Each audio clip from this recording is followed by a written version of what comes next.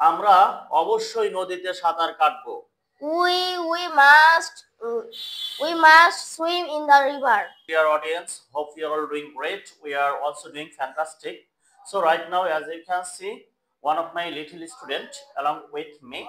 সুপ্রিয় দর্শক, আজকের ভিডিওতে আপনারা দেখতে পাচ্ছেন আমার পাশে কিন্তু একজন আমার ছোট্ট একটি ছাত্র রয়েছে। সো ওর সাথে আমি যে প্রয়োজনীয় কথাগুলো আমরা সারাদিন বলে থাকি সেই কথাগুলো আমরা ইংরেজিতে বলার চেষ্টা করব। সো আমার সাথেই থাকুন। So Sadikul, are you ready? Yes, sir. Okay. তো আজকে তোমাকে বলতে হবে আমার ইংরেজি শিখতে হতো।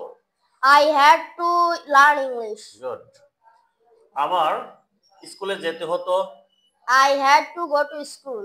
ফাইন। আমার হাঁটতে হতো। I had to walk.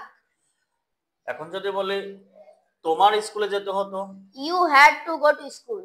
Fine. আমাদের ফুটবল খেলতে হতো। We had to play football. Fine. আমার একটি কম্পিউটার কিনতে হতো। I had to buy a computer. Fine. তাদের ফুটবল খেলতে হতো। They had to play football. Fine. সাদিকুলের ইংরেজি শিখতে হতো। Sadikul had to learn English.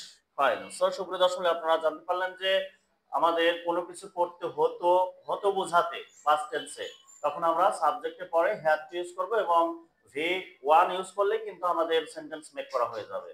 So এই পর্যায়ে তোমাকে বলতে হবে আমি অবশ্যই ইংরেজি শিখব। I must learn English. আমি অবশ্যই ঢাকা যাব। I must go to Dhaka. তুমি অবশ্যই ইংরেজি শিখবে। You must learn English. তুমি অবশ্যই স্কুলে যাবে।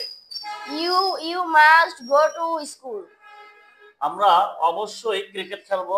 We must play cricket. তুমি অবশ্যই ঘুমাবে। You must sleep. You must sleep. তুমি অবশ্যই ঘুমাবে।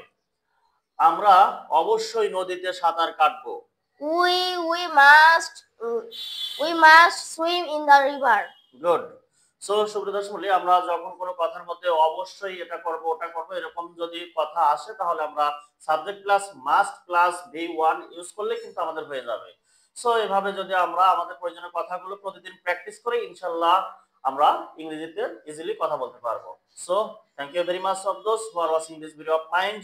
No more today. May Allah help you. All the best.